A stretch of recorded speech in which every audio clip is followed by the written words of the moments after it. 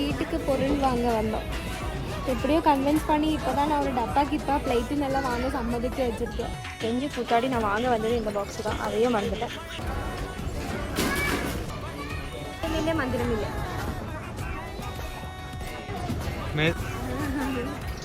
முழுசா சந்திரமுகியா மாறி இருக்கிறவன் மனைவி கங்காவை பார்.